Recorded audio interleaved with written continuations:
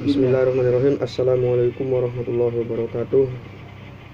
Alhamdulillah rabbil alamin, wassalatu wassalamu ala asrofil anbiya'i wal mursalin wa ala alihi wa sahbihi ajma'in. Saya Roy Mahtum dari kelas perbandingan mazhab 5B NIM 0202202046. Langsung saja saya akan mempresentasikannya. Adapun judulnya adalah agenda persidangan di pengadilan agama. Yang mana agenda persidangan di pengadilan agama ini ada tahapan proses perkaranya. Adapun tahapan proses perkaranya ini diawali dengan pendaftaran perkara. Pendaftaran perkara terdiri atas pihak berperkara datang ke pengadilan agama sumber dengan membawa surat gugatan atau permohonan yang terdiri atas belangko gugatan dan belangko permohonan. Yang kedua, pihak berperkara ini menghadap petugas meja pertama dan menyerahkan surat gugatan atau permohonan minimal 6 rangkap beserta fotokopi kutipan akte nikah yang telah ditempeli materai dan cap pos dan fotokopi KTP untuk perkara perceraian. Yang ketiga, dari pendaftaran perkara tadi, petugas meja pertama dapat memberikan penjelasan yang dianggap perlu berkenaan dengan perkara yang diajukan, menaksir panjar biaya perkara yang kemudian ditulis dalam surat kuasa untuk membayar atau SKUM. Yang keempat nih, pihak berperkara membayar panjar biaya perkara ke bank yang ditunjuk yang besarnya sesuai dengan jumlah yang tertera pada surat kuasa untuk membayar SKUM. Yang kelima, pemegang kas atau kasir menandatangani surat kuasa untuk membayar SKUM dan membubuhkan nomor urut perkara dan tanggal penerimaan perkara dalam surat kuasa untuk membayar SKUM. Kemudian menyerahkan tindakan pertama surat kuasa untuk membayar SKUM yang telah dicap lunas dan surat gugatan atau permohonan kepada pihak berperkara. Adapun tahapan-tahapan penanganan perkara di persidangan ialah sebagai berikut. Perkara yang sudah didaftar di pengadilan agama oleh penggugat atau pemohon, selanjutnya tinggal menunggu panggilan sidang dan dari jurusita atau jurusita pengganti. Pemanggilan oleh jurusita atau jurusita pengganti kepada pihak penggugat atau pemohon dan tergugat termohon dilakukan sekurang-kurangnya 3 hari sebelum sidang sudah sampai kepada yang bersangkutan dan langsung disampaikan ke alamat penggugat atau pemohon. Yang selanjutnya adalah tahapan-tahapan penanganan perkara di persidangan upaya perdamaian. Pada perkara perceraian seperti cerai gugat dan cerai talak, hakim wajib mendamaikan kedua belah pihak berperkara pada setiap kali persidangan.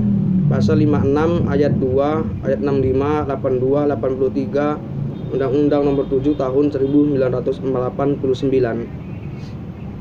Dan selanjutnya, jika kedua belah pihak hadir di persidangan dilanjutkan dengan mediasi Perma nomor 1 tahun 2008. Kedua belah pihak bebas memilih hakim mediator yang tersedia di pengadilan agama pelatihan tanpa dipungut biaya.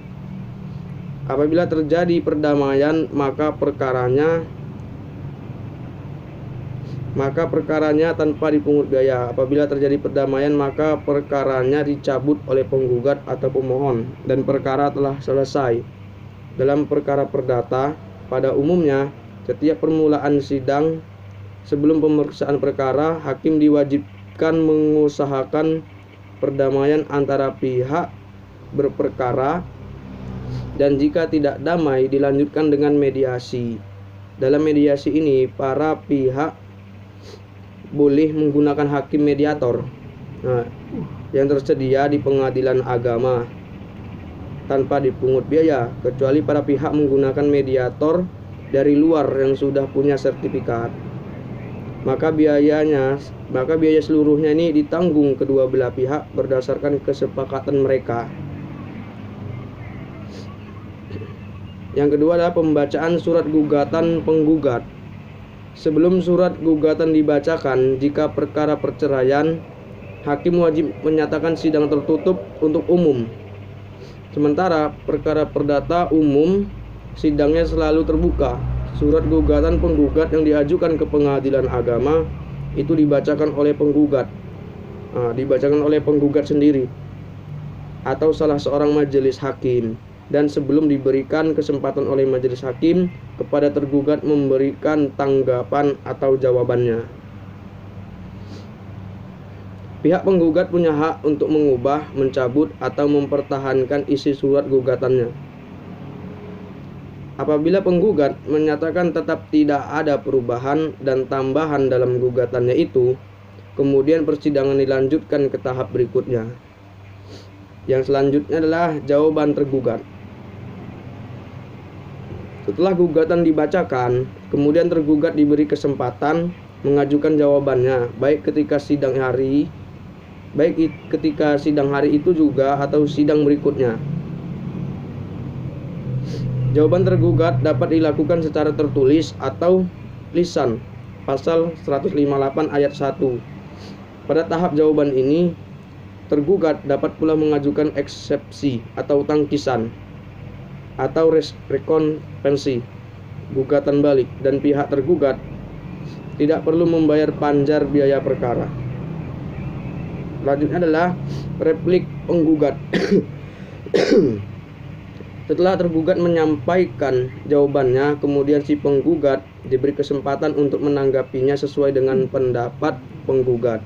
Pada tahap ini mungkin penggugat tetap mempertahankan gugatannya atau bisa pula merubah sikap dengan membenarkan jawaban bantahan tergugat. Selanjutnya yang kelima adalah duplik tergugat. Setelah penggugat menyampaikan repliknya, kemudian tergugat diberi kesempatan untuk menanggapinya atau menyampaikan dupliknya. Yang selanjutnya adalah pembuktian. Pada tahap ini penggugat dan tergugat diberi kesempatan yang sama untuk mengajukan bukti-bukti, baik berupa bukti surat maupun saksi-saksi secara bergantian yang diatur oleh hakim. Yang ketujuh adalah kesimpulan para pihak. Pada tahap ini baik penggugat maupun tergugat diberi kesempatan yang sama untuk mengajukan pendapat akhir yang merupakan kesimpulan hasil pemeriksaan selama sidang berlangsung menurut pandangan masing-masing. Yang selanjutnya adalah yang kedelapan, musyawarah majelis hakim. Rapat permusyawaratan majelis hakim bersifat rahasia, pasal 19 ayat 3 Undang-Undang Nomor 4 Tahun 2004. Dalam rapat permusyawaratan majelis hakim, semua hakim menyampaikan pertimbangannya atau pendapatnya baik secara lisan maupun tertulis.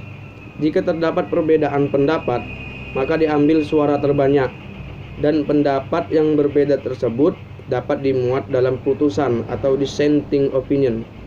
Yang terakhir adalah putusan hakim.